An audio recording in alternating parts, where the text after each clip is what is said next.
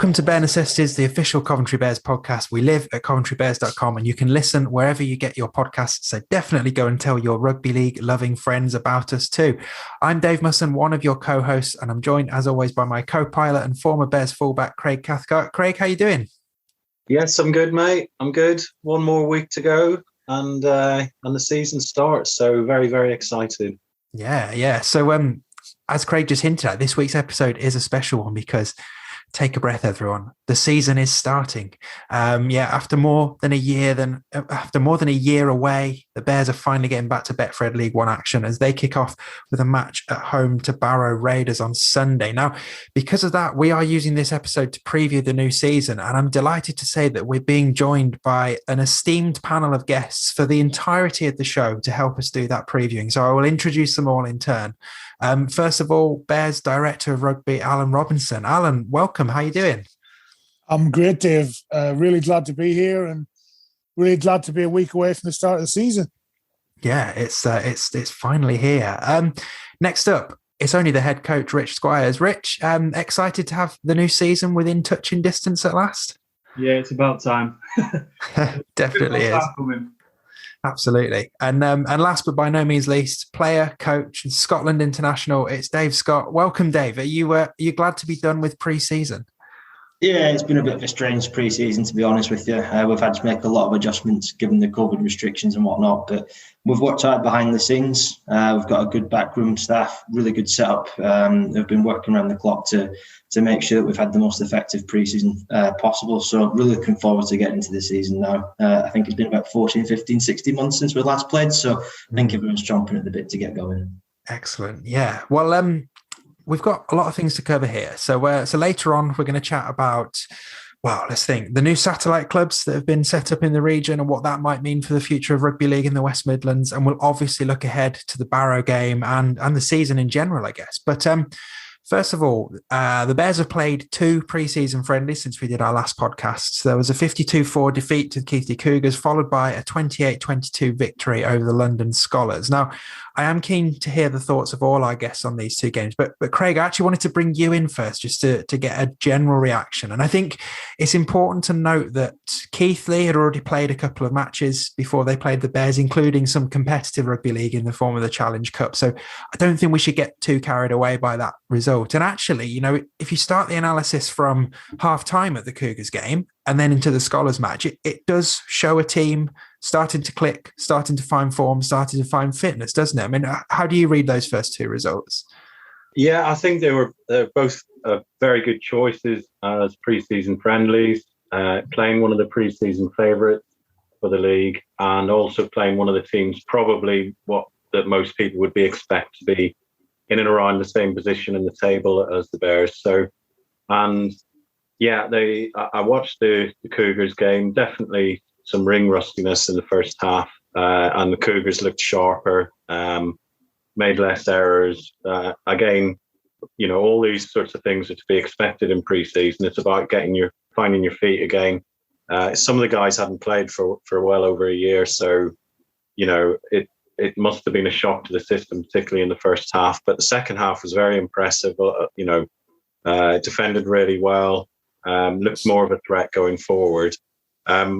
I haven't obviously seen any footage from the game at the weekend against Scholars, but again, a very good result to get the win and very impressive.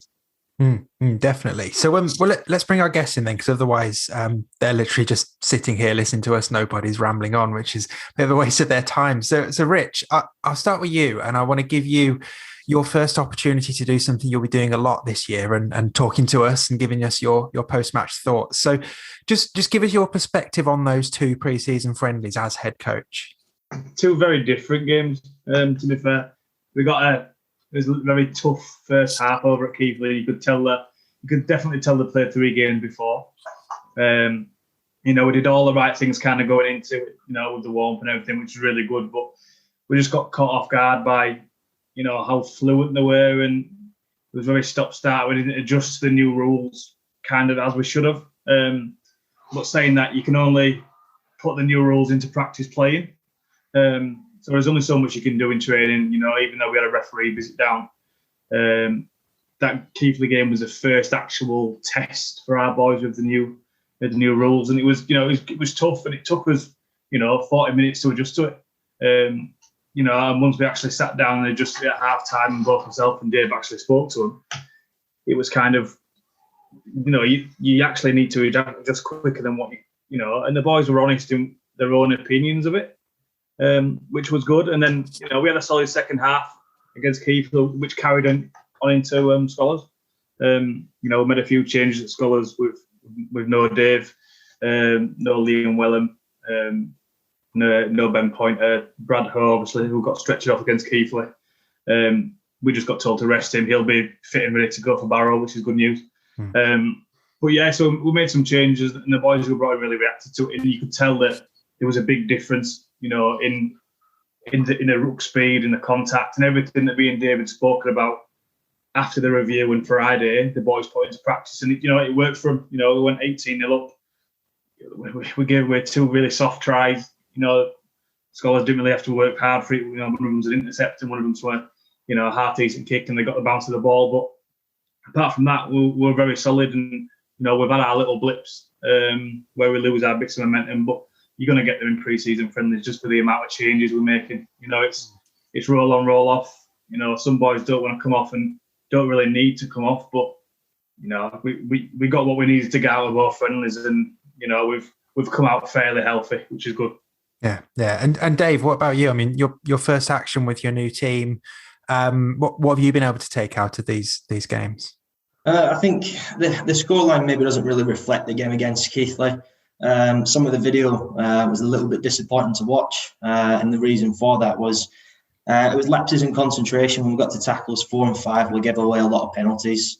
And then when we actually got the football, we were making tackle 1 and 2 errors. So we were just inviting them into our half. So the most frustrating thing for me and Rich was that we weren't challenging them to come into our half. We just let them play in our half. And you look at some of the players they've got in the team sheet and ex-Super League experience, and if they spend enough time in your own red zone, you're going to concede points, unfortunately. So that was the really disappointing side of it. But as we've mentioned, going into the second half, we were able to kind of fix up a lot of little things around the middle. We were able to get a little bit more of a foothold in the game and be a lot more competitive, which was pleasing. And then that really led into the Scholars game, and we spoke all week about how we wanted to approach the game. And I think the first 20, 25 minutes of the game, we played absolutely perfect, high completion rates, good field position, and it showed on the scoreboard going 18-0 up. And as Squires has just alluded to there, we gave away some soft tries that allowed Scholars back into the game. So I think in total we had 2 tries off kicks, 1 intercept, and 1 barge over from 2 metres out on the goal line. And none of those we've really asked Scholars to do much to score against us. So we've got some things to fix up there without a doubt.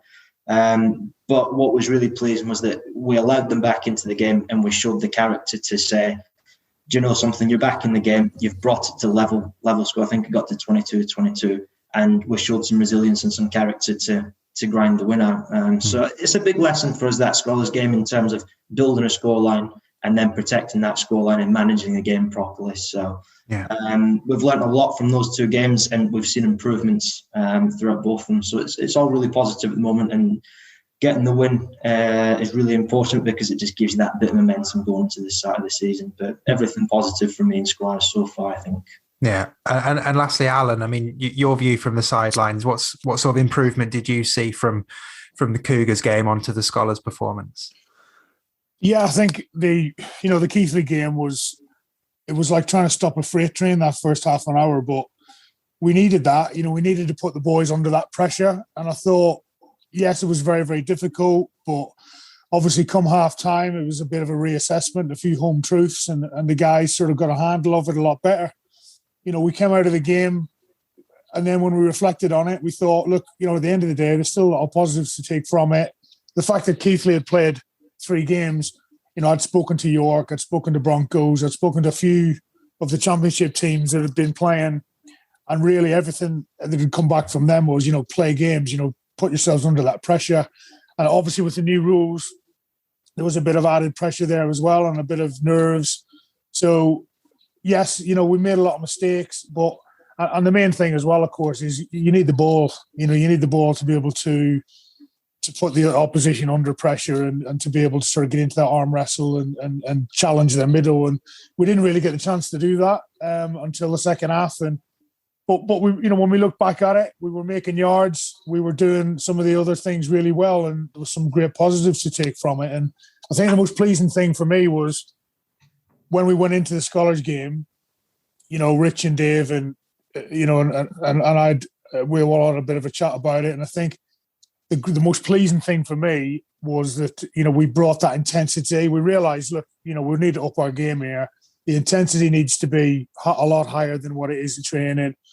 And it's been very difficult because obviously you need to play games to get that intensity in the game. And I thought what really pleased me was that sort of, there was a lot of little niggly mistakes, but when we were intense in the middle, our forwards aimed up, we put Scholars under a lot of pressure, and we scored some good tries. And yes, we made a lot of little mistakes, but again, you can put that down to sort of not been playing for such a long time and been out of the game. So really great. The fact that we gave everyone a game on Saturday as well, sort of around the squad. So we've looked at everybody. And then you look at who didn't play on the weekend, and there's some strong guys to come back in there. So, and I know Dave and Rich will both tell you that we spoke on, I think, Saturday night, and there's going to be some headaches this week when it comes to selection. So that's got to be a good thing. Definitely. Craig, I think it was over to you next. Yeah, I think you've all touched on it really. So, I mean, there's one thing training week in, week out, and looking at what everyone's doing in training. But I'm guessing having a couple of games now where you've got match footage and you can see progress a lot, in both those games. Does that help with your approach heading into the first game next week? Yeah, I think so. It's when you train up from the full way through pre-season, you actually, it's probably a little bit easier for me than it is for Dave, because Dave trying to train and do both, so he can't see things from the side, and he's in the mix of it. But Dave actually got a chance to be at the sideline and see things from that side of view. But the footage just lets us see the little things that we can't see. How people are working off the ball, because obviously the cameras are working off the ball, the little extra efforts people are making.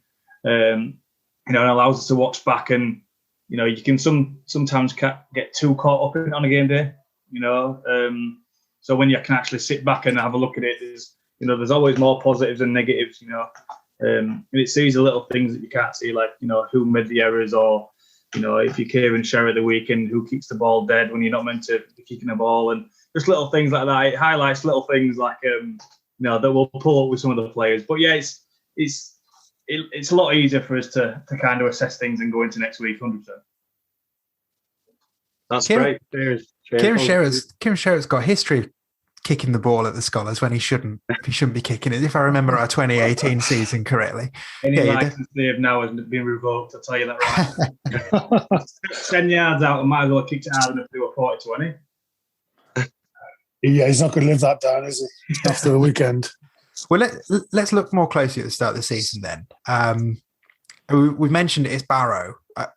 Couldn't really have been given a tougher start. They are one of the promotion favourites. Al, I think if we start with you, I know you'd obviously rather be in a position where fans can come in and cheer the team on, but just to have the season finally starting, that must be a huge weight off. Yeah, it's a little bit surreal. It's been I think you try and put it out of your mind for so long, and now it's suddenly here. But I'm really pleased with where we are. I know a lot of people don't always consider the Bears and where we are, but and what we're trying to do. But all we can do is the best we can, and I'm really confident that Rich and Dave and the guys, we're in a different place. I really feel that we're in a different place to what we have been in the past, and it's been because we've been through all this. We've been through all this. We've been a lot closer. We've spoken a lot more, and I think the guys, it's really sunk in with the guys. It's about not just what the club expects and wants to go through and where we want to be and what we want to do, but the boys are all really want to prove themselves, and I suppose that's going to be the most pleasing thing, to see the boys back at the butts, big pitch, 4G. The pitch has had a bit of work done to it.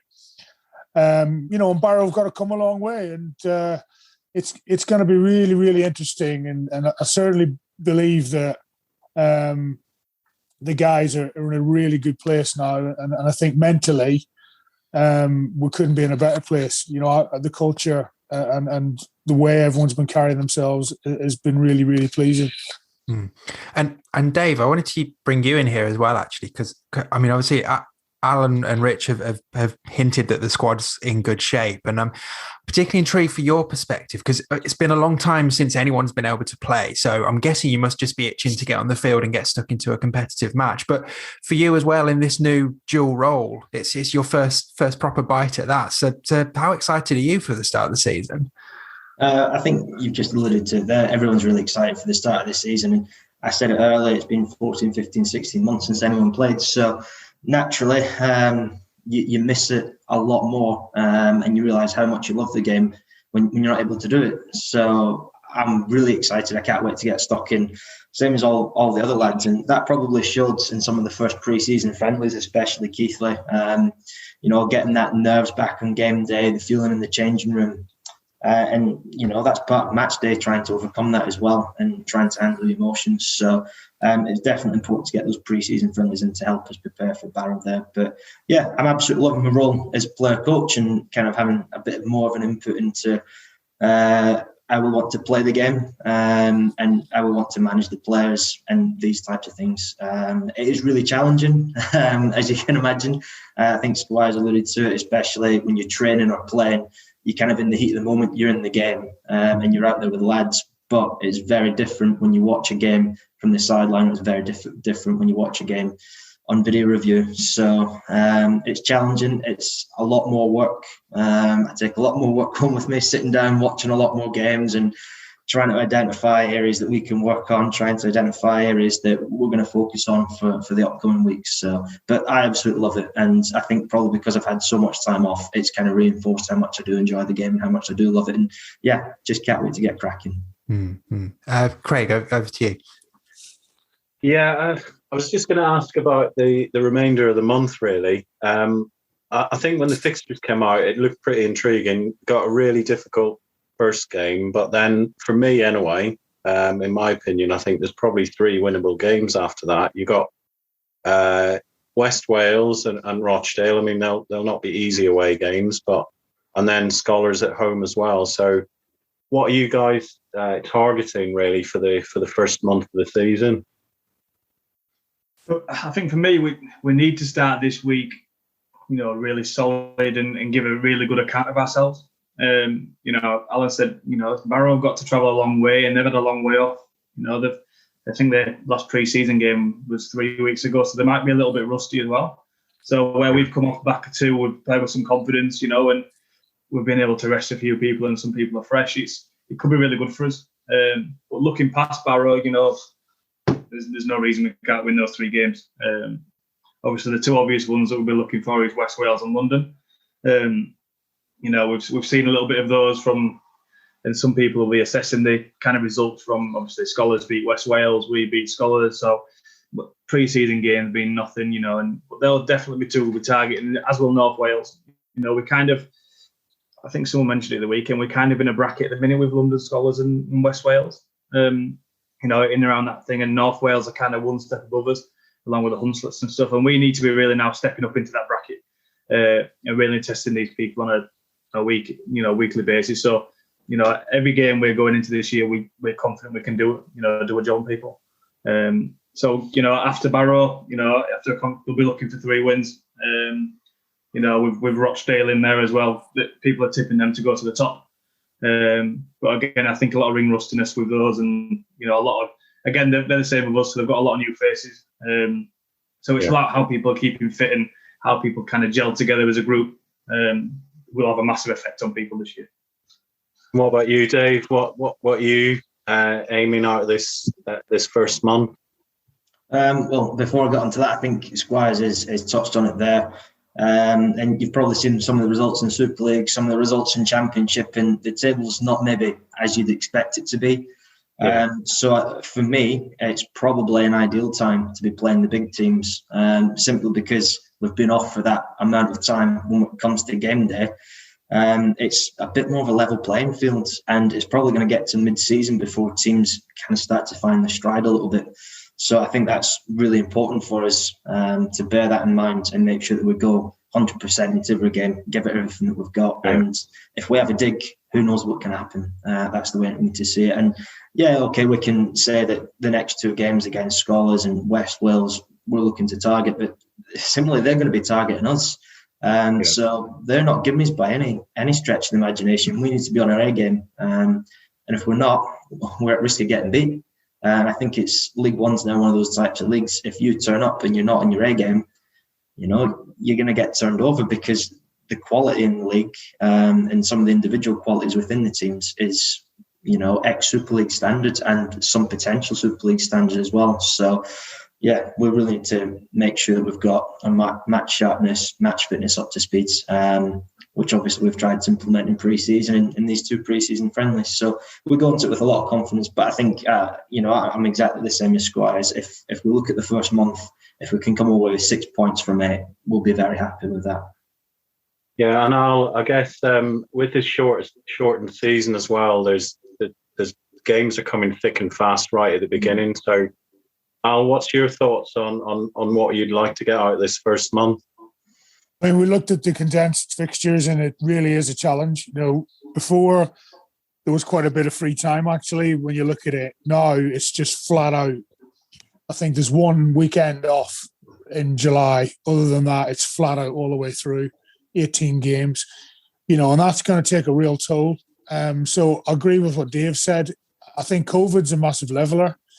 You know, and I think we've got to use this first month as a really, not as an extended pre-season as such, but in a way to sort of, you know, we've got to be the best we can be every week, and we've got to try and improve on each week, and we've got to be able to survive the season, you know. And I think a lot of people forget that as well. You know, we still are in the middle of COVID. You know, there still are a lot of challenges around fixtures, around games. Obviously, it'll be fantastic, and all being well, you know, come the Scholars game, we will have a crowd. You know, that's what we're hoping for. But, you know, right now, and I think it's been the right thing, is, you know, all of us really, I think, are focusing more so on the squad and looking after the boys and getting the best out of them. And I think Rich and Dave have done a great job of that so far. So, you know, this week, I mean, we're really excited, but this week, obviously, is, you know, it's a leveler, and we're going to give it our best shot. And I think the last couple of games in the month, you know, we're definitely mentally prepared. And you got to have these goals, and you got to try and set these standards high. And that's the only way we're going to move forward with the club. Great stuff. Right. So over to you, Dave.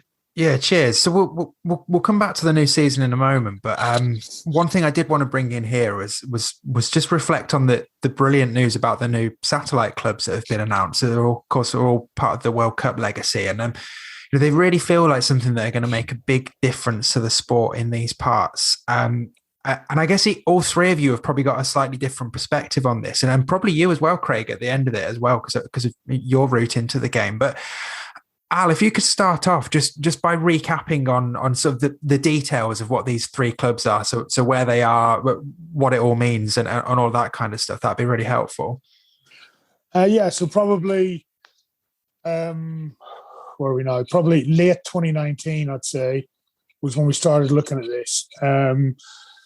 We obviously we've looked, and really it began with us looking at sort of an RFL development plan.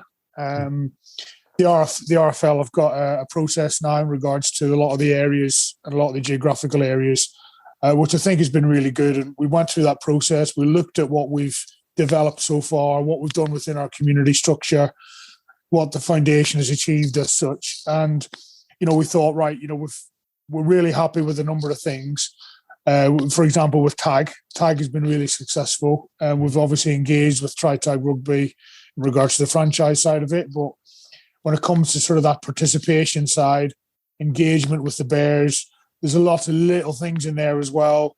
leading up to the World Cup as well, we're getting a lot of interest from the tag participants. So that's been great. But something obviously we're always really conscious of, and something I'm really conscious of is, long term, we've got to start to embed a pathway. And the biggest challenge of all has been able to play, having juniors that have been able to play fixtures. And I think really where we identified was that we need to try and have some local engagement where we can create some participation and some competition amongst, those junior age groups, where they don't have to travel, 2 or 3 hours across the Midlands for games. They can play games locally, and we can get that sort of little bit of a competition and rivalry and start to try and build something from a real foundation. So that was the beginning of it. Obviously, there was a lot of funding. Applications had to be made. The boys did a bike ride as well and raised a great amount of money. There's all those things sort of led to this now, and we're literally on the breach of it now. It's happening this week, so we're launching the clubs formally, the end of this week. So it's really exciting. For me personally, it's an opportunity to put some real foundations down that can hopefully last, forever. And I think really when we look at it deep down, it has that opportunity, it has that capability.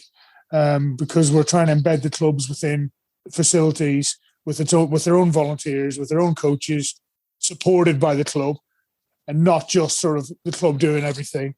And I think in the past that's been perhaps a little bit, we take on everything ourselves and we try and make it all stand up. But when we can recruit volunteers, and there's been volunteers coming out of the woodwork, and obviously the World Cup has helped with that as well, and that sort of legacy side of it. So really exciting. And again, I'm sure, Dave and Rich have both are really aware of what's been going on. Rich has got his own little take on it. And I know Dave, is a bit newer to, I suppose, how our club works. But I think it's been great for those guys to see the reaction of those guys as well to the fact that, we're really building something. Mm. Well, Rich, I wanted to bring you in here anyway, because you're from a rugby league hotbed in Hull, if I've remembered correctly. And that there's a real pathway for kids there when they, right from when they first pick up a ball all the way through to a potential career in either black and white or red and white. I mean, what sort of impact could these clubs have on the sport here? Like, if we were to fast forward 10 years from now, like what sort of difference could it make? Yeah, it's massive. Just the amount of, you see it in the first teams now for Hull. You have local talent in both teams that are making the England night squad and in the England squad. So, it's one of them where, especially in Hull, you can go no more than 2 miles or the end of a street and there's a rugby league club. And you go down there on a Saturday or Sunday morning and there's 200-300 kids running around with coaches everywhere and it's just packed. And that's at every single club. So obviously, and they filter up. They essentially, feed the age groups going up through. And I think Hull and under, everywhere else in the M62 corridor struggle if they didn't have that kind of foundation to come through. And again, that's not just players, that's volunteers as well, because you need all the coaches, you need all the medical staff. So parents play a big part in it as well. So this, the stuff that Alan's put together, and Debbie and everybody else is kind of really family friendly. So it's not just the kids who want to kind of get involved, it's everyone in the family. There might be, brother, sister that have no interest in rugby, but, there's always a role that they can play in it. But it's the development side, it's good to have that feeding up through, because you don't have to travel further afield. You've kind of got it on your own doorstep, and there's that crop coming through. It's an endless amount of crop. So especially over in Hull, they have, if you think of it, they have on the 12s and the 13s and 14s, they have like an east of the city versus the west of the city. So, coaches get picked. They have kind of like what it used to be back in the day. They used to have like service areas. So when I was growing up, the service area, you'd have Bradford, Kirklees, Wakefield, Leeds, Hull, Cumbria, and you kind of play a bit of a round robin, and you got selected, and then from there you move up into Yorkshire, and you go through that. Obviously, the RFL lost the funding with that, so people have been taking their own direction with it. But in Hull, they have the East versus the West, which is really good. It's people's first really competitive rugby, but that's on the 12, 13, so they're still quite a long way off of getting to it. and obviously under 15s and 16s, the scholarship comes into it. It used to be, well, it has gone back to now. KI used to have their own scholarship. FC had their own scholarship. A few years ago, they merged into the City of Hull. They've now split again, so kind of 2 scholarships will be taking on a good crop of players in the 15s and the 16s. And if I'm right, I think it's 25 at each age group, so you kind of have a crop of 50 from there that then feed up through into the 19s and kind of the reserve system if we do bring that back. But it just gives players more contact time. And Alan, was the big one who said that. And then it's games, he's getting kids to the games.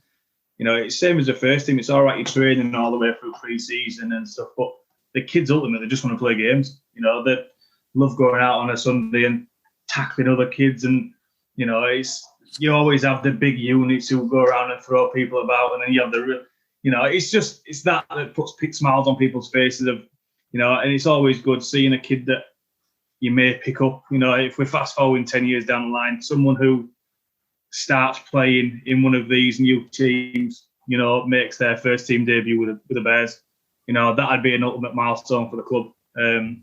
Someone who we brought for our own systems, and goes on to play a big part of it. So this is the start, and it's only going to get better. There's some real talent around here that's currently playing Union because that's all they've kind of got access to. But I think with the juniors who did last season, we played a couple of games and they actually did play a Yorkshire team. I think the under 16s we had last year didn't lose a game.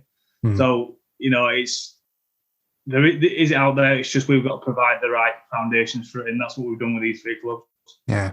And Dave, assuming your Wikipedia page is correct, it appears you got into the sport fairly early on. You were able to find a league side fairly close to you. Again, I guess this feels like a really exciting opportunity for kids around here to experience the other form of rugby, doesn't it? As Rich was just saying, it's an area that people are perhaps they've only had Union to have a go at, but actually, like you had, having access to a club to go and give the other side of it a try, that must be really exciting.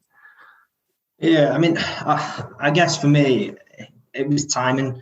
It was only really rugby union that was available kind of locally to me at the time.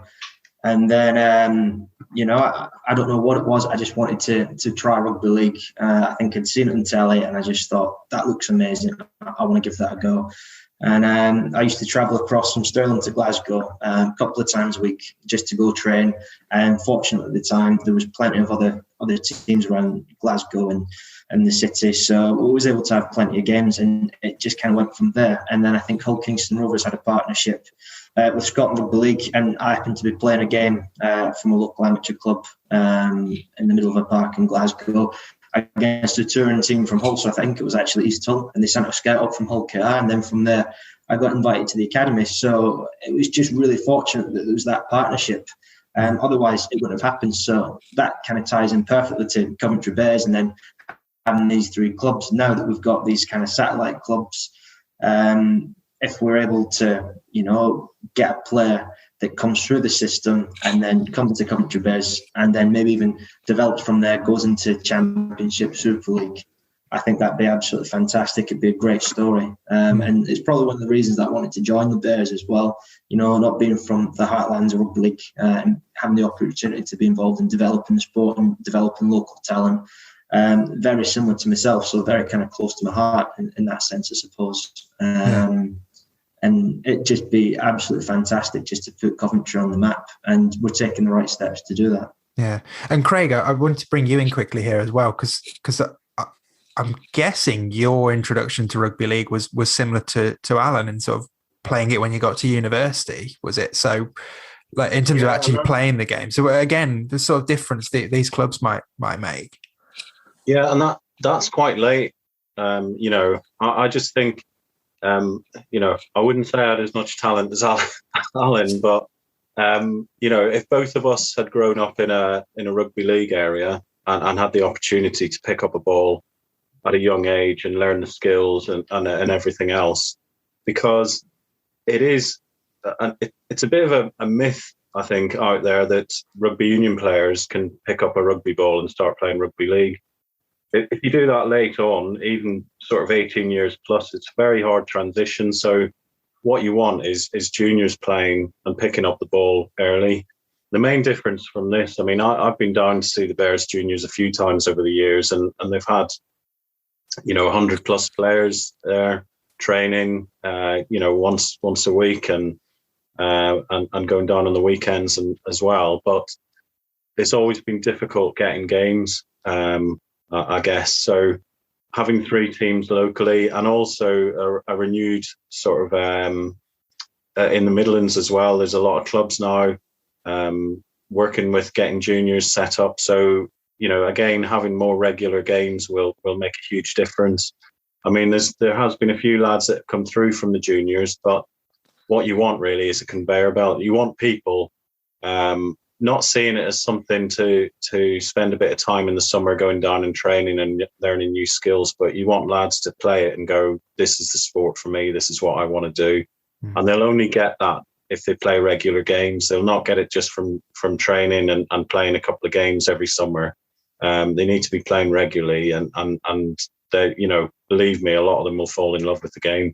Yeah, great. I think ultimately as well, Dave, it's we want to be able to have an academy and a sustainable academy, and I think with but to populate an academy, you need players, and I think it's having that below, the juniors below that is critical to that, and obviously, just to touch on something else Craig said, there is a huge renewed vigour in the Midlands and in the community game around this area as well, and I think it really is exciting, and I think having those couple more satellite clubs as well just builds on that for the West Midlands. And the fact that one of our satellite clubs is in Birmingham as well is a really, really pleasing thing, because it's we're tipping into a huge population centre there that we haven't done before, and making the game more accessible. And it's brilliant to hear Dave's story about just picking up a ball,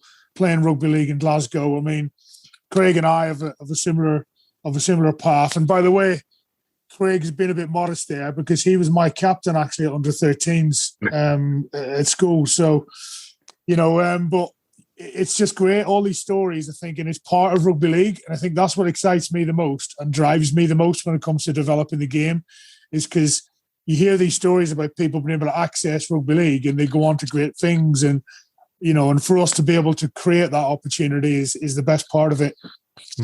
Yeah. I mean, when you put it like that, it's just unbelievably exciting. So yeah, really, I feel a real sense of pride that these clubs are starting and getting launched, and I'm sure everybody else connected with the Bears does as well. So it's another very much another string to the club's bow this year, particularly in a World Cup year as well. And it really does feel like a fitting legacy for that tournament as well. So terrific stuff. Really excited to see. We just need Dave Scott to score the winning try against Australia now at the Rico. Yeah. There we go. Yeah. So stranger things have happened.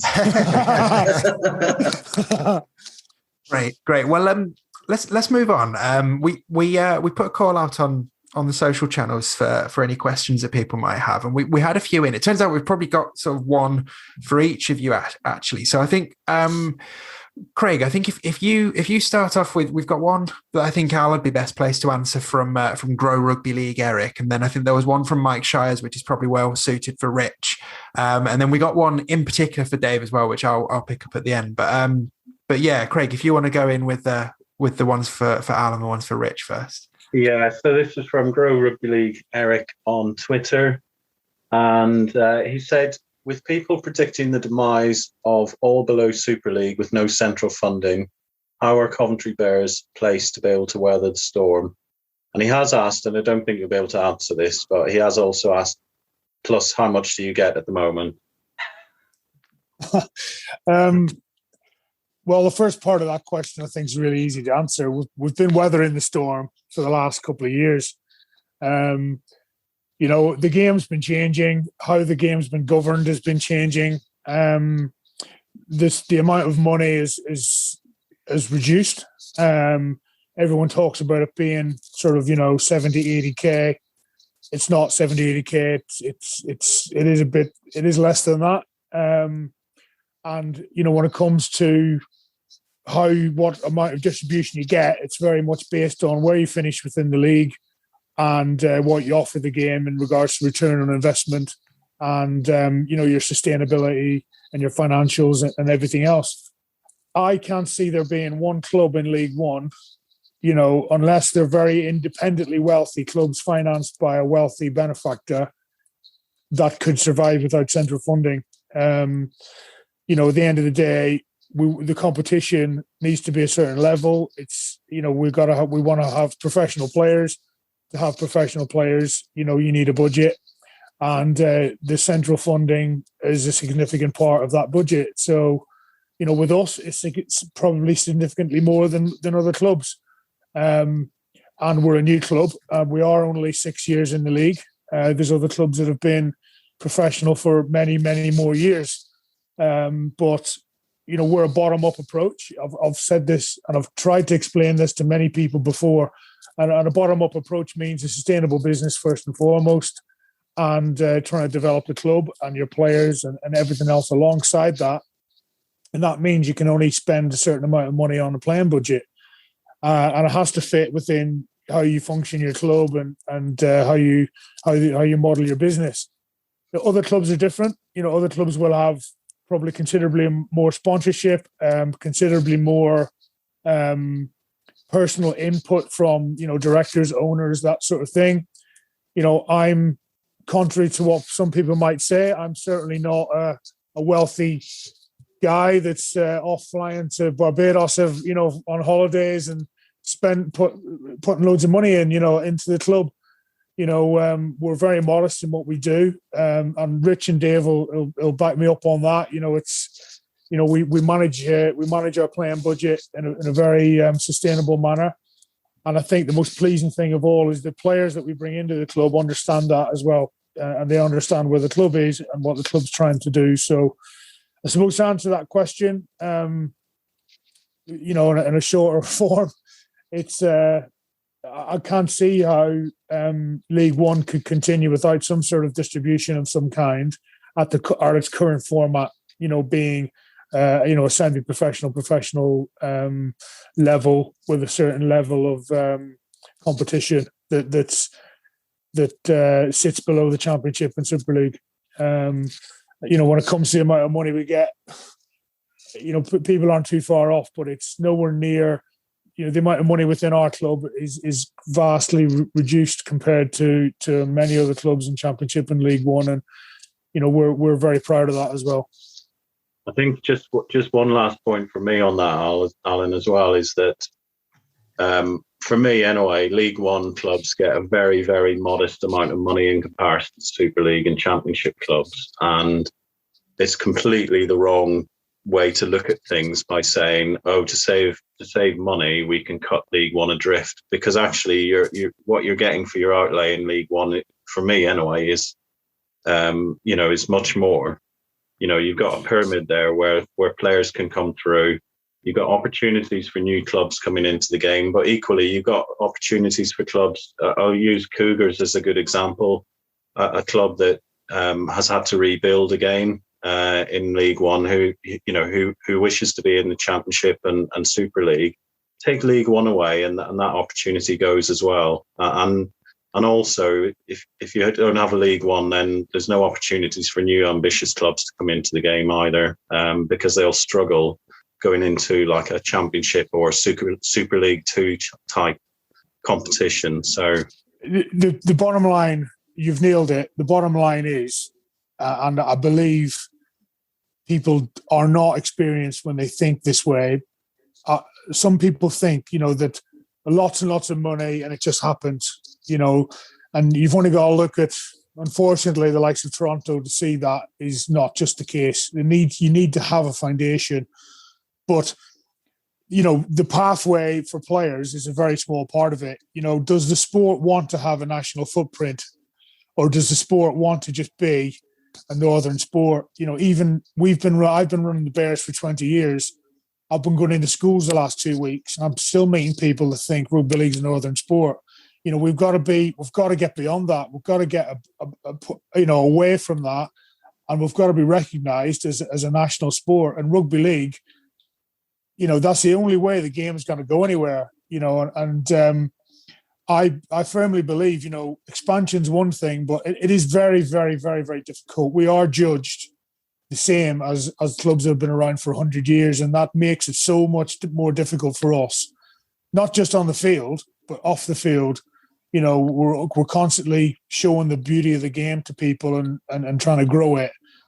But yeah, there's so many barriers. There's a lot of challenges in the way. But I think the game, the not just the RFL. The RFL understands that they want to have a national footprint and they want people from all across, the UK to be involved in rugby league and to grow rugby league. Some people don't always share that, and I think the bigger clubs. It's very difficult at the moment because the Super League clubs, they're businesses in their own right. They have owners of their own right.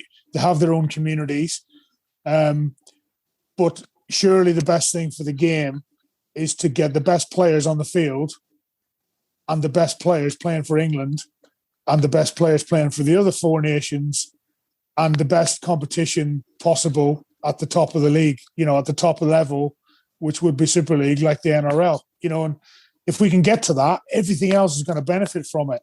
And you've only got to look at Coventry, Birmingham, the West Midlands, the East Midlands. The Midlands itself, the population centres within it are huge. And if we can just keep tapping away at that, keep growing and growing and growing within that, we can become something bigger. And, the opportunity is there. But the game has got to want that opportunity.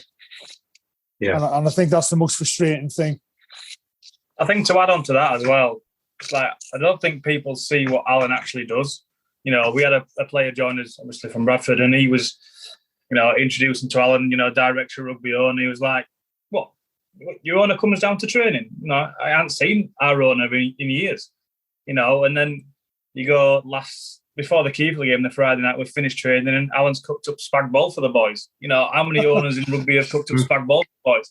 So it's little things like that where I don't think people actually realise how much hard work goes into it and what people do to make it sustainable and to make it work. And a good spag bol as well. I'm just going to jump in there and say I've not really made any secrets about it for the last kind of 2 years of my career. I've not enjoyed playing rugby league for personal reasons. And it's probably one of the reasons when I spoke to Alan about coming to the club, it was kind of that family feel. It's family run, and Alan is very hands-on and very involved at training. And Squires just said, get stuck in with the lads, has some good crack, and he cooks some good foods. And it's got a really good feel to it. And, I'm really pleased that I decided to join the club because it's made me kind of fall back in love with the game again. And I'm absolutely loving my time here and loving what I'm doing. So I guess what I'm trying to say is thank you. I think, it's great to hear that from boys, but I think we're all in this together. And I wouldn't enjoy it as much if the boys weren't the way they were and the work they put in as well, and it's really difficult when you go online sometimes. You see the negativity around rugby league and the game and, all the talk at the minute about League One and Championship being cast aside and everything else. It's very, very easy to get caught up in it and get tied into it and have a good old whinge. And now and again, I'm known for a good old whinge, and I have that good old whinge. I just got to try and not do it publicly maybe. But I think, we all love the game. And everyone at all the other clubs, they love the game. I think we've just got to try and find some sort of harmonious way in which, everybody from from the community game all the way through we can all work together to get the best out of everything. But certainly from our own perspective and a Coventry perspective, we love the game. We want to play the game. It's great that we're in League One. We want to continue to be in League One. And we want to showcase the game to people in our area. And, and the best way of doing that is obviously to be in League One. So hopefully, the powers that be and the clubs, the bigger clubs that obviously have a big say in this, can see the benefit that the likes of Coventry Bears can bring the game, and that we can continue to do that. If we don't, then, we will we'll have to relook at it and look at what the best way we can keep moving forward again is. But right now, it's Barrow next Sunday, and that's I think what everyone's focusing on. And we've got to not get drawn into all that negativity and focus on week on week now and get through COVID as well, which has been a really difficult time. Great stuff there. Yeah, Craig, I think there was a question from Mike Shires as well, which I think is probably well suited to ask Rich. Yeah, so let me just find it, actually. Will be 1 second.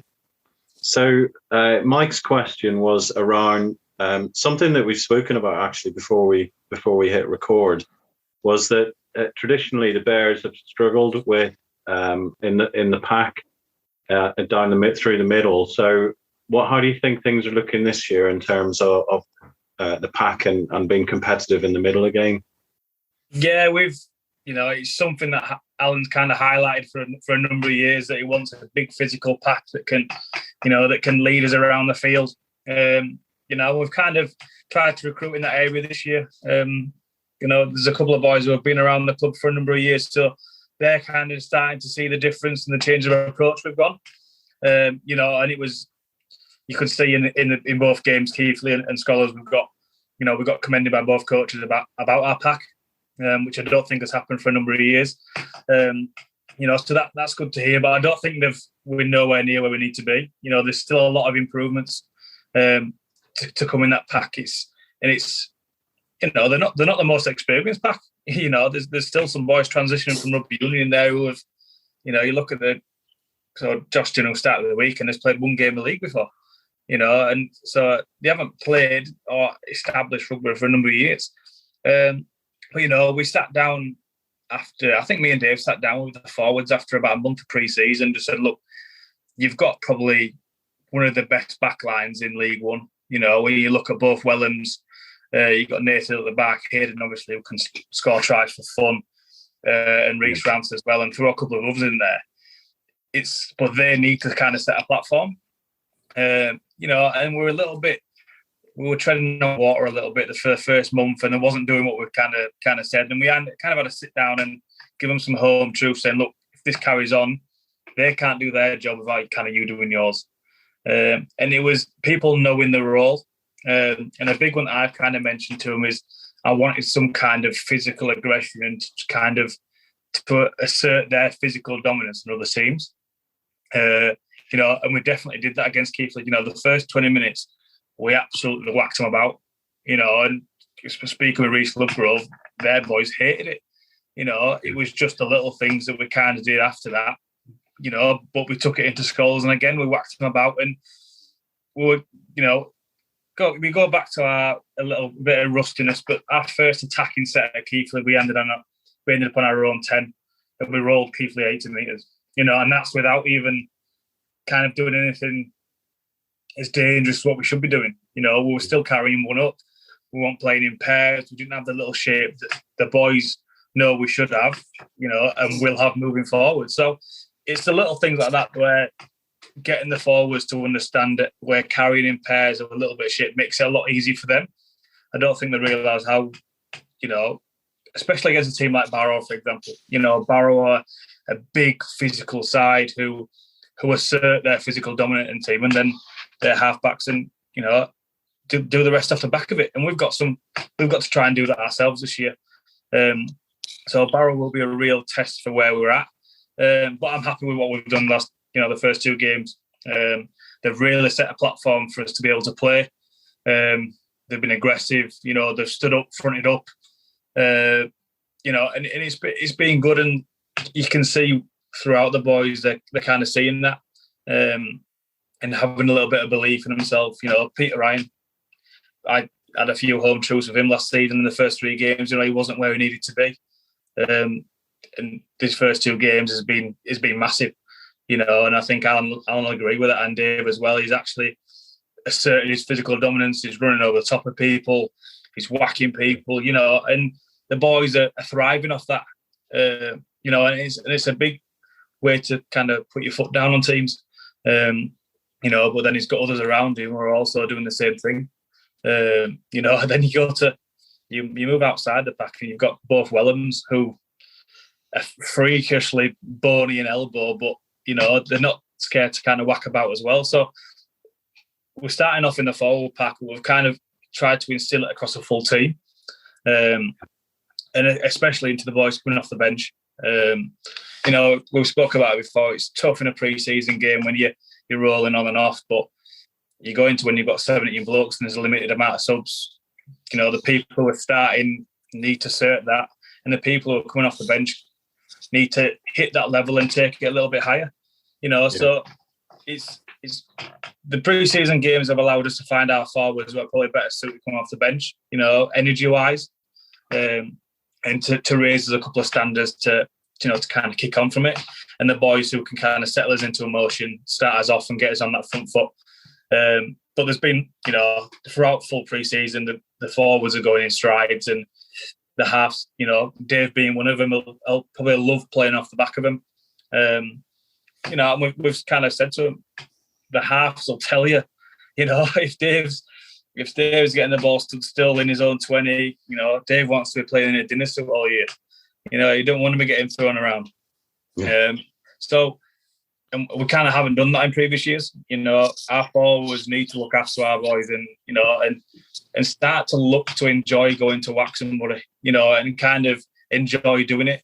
And that's kind of what been part of the culture that, Alan's brought to us. And obviously he's had his say in it and where he wants to go with it. And I think the boys are taking that on board, and, he's been tipping them up as well, which is good. And it's a little bit old school, but it's kind of what some boys need.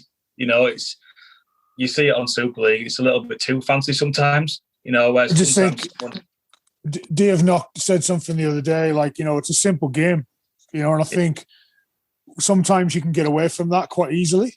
And we do have some great ability, like in our outside backs, but the forwards, if they don't do that simple game and they don't get us to where we need to and don't, get stuck in, then we're just not going to be able to play. And you've got to have the ball, and you've got to retain the ball, and you've got to have discipline in the middle.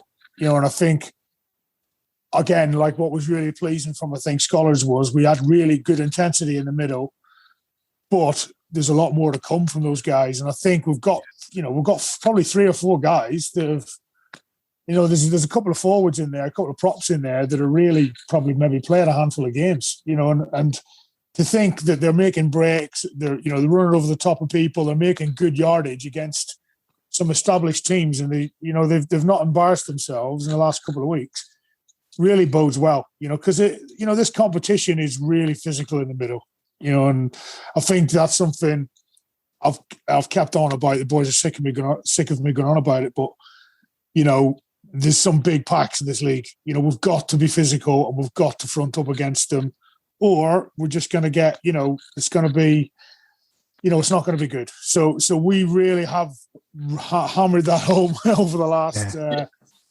pre-season, and it's great to see that hopefully it's starting to come to fruition. I look forward to seeing it. Good. So we did also just have one question specifically for Dave. So I'll come on to that now, and then we can wrap this up. So this is from Mark in Portsmouth. So here we go. It says, "Hi David. I've followed your rugby league career closely ever since watching you against New Zealand in the 2013 World Cup. From then on, you'd had a great career at some excellent clubs like Doncaster and Batley. I remember at Batley in particular, you gained the affectionate nickname McCock. Is this something that has carried on through to the fans and dressing room at Coventry?" And then he says, "Best of luck for the upcoming season."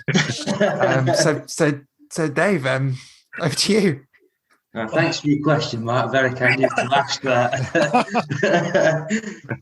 Just to give you a bit of insight, Mark family-friendly show, this, Dave. You what? A family-friendly show. You can't do that.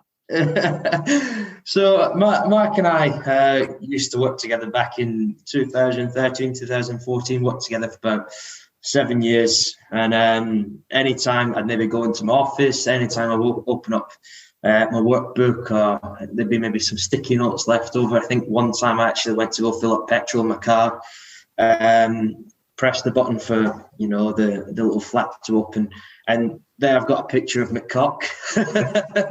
So this guy's terrorised me for the last 7 or 8 years and called me McCock.